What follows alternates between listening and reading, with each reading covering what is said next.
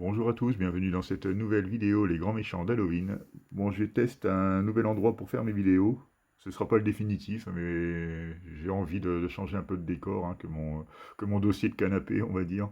Puis c'est pas très confortable, hein, pour tourner. Donc là, je suis à partir de mon bureau, hein, j'ai remis ma petite décoration qui va bien. Donc aujourd'hui, nous allons parler de Jeepers Creepers, donc et le méchant, donc c'est The Creepers. Le premier film de Victor Salva, donc les trois premiers même sont de Victor Salva, est sorti en 2001, donc vraiment très réussi. C'est un genre de mélange de, enfin, pas vraiment de road movie, mais de film un peu à la Duel avec doublé d'un croque-mitaine, quoi, en gros.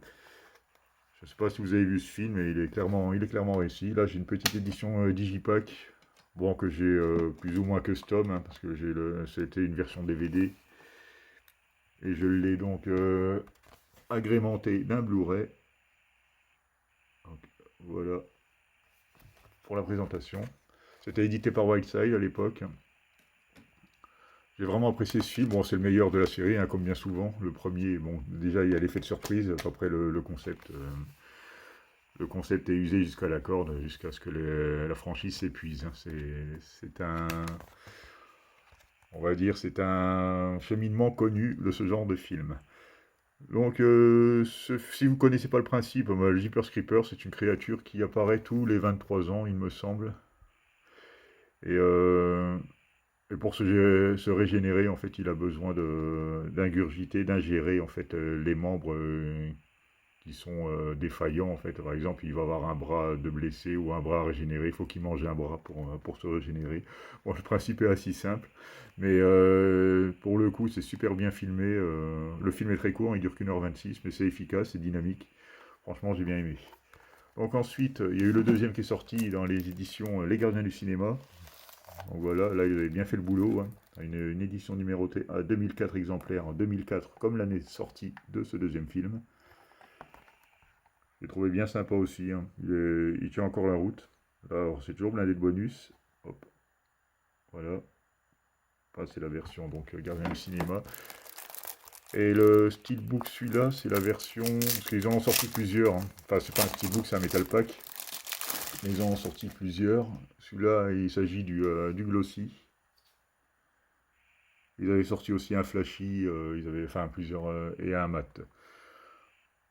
Bon, le flashy, je l'ai pris aussi, mais bon, pour cette vidéo, je vais vous présenter que celui-là, hein. Donc voilà. À l'intérieur, on avait droit au Blu-ray. J'ai remis le DVD que j'avais déjà.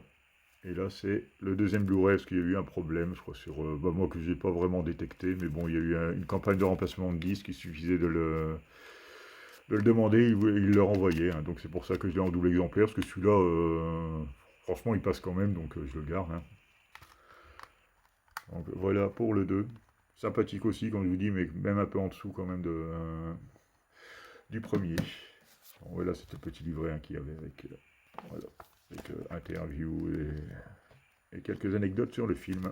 C'est une très belle édition. D'ailleurs, si vous voulez les précommander, ça sort en mi-décembre pour les précommandes directement sur leur site.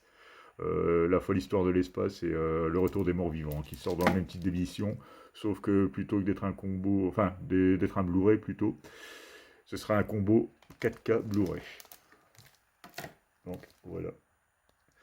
Ensuite, il y a eu un 3 qui est en import, donc je ne l'ai pas pris, parce que moi, acheter en import, c'est pas faire vivre les éditeurs français, et c'est pas les encourager non plus. Donc quand c'est des imports le plus souvent possible, j'essaie de faire l'impasse. Donc après, il y a eu le quatrième opus, et dernier, Jeepers Creepers Reborn. Bon, c'est un genre de remake un peu foireux, hein, de toute façon, comme d'habitude, des films qui étaient quasiment tournés qu'en practical, même s'il y avait un peu d'effet numérique, mais celui-là, il en dégouline en fait de CGI et c'est vraiment dégueulasse, quoi. Pour le coup, ça me sort carrément du film. Même sur des scènes toutes cons, des fois, qui demandaient pas forcément de CGI, quoi. Il y en a, quoi. La fameuse scène où il s'étend au clair de lune, là, c'est horrible. Vous regardez ça, je dis c'est pas possible. Pourquoi ils ont fait ça, quoi.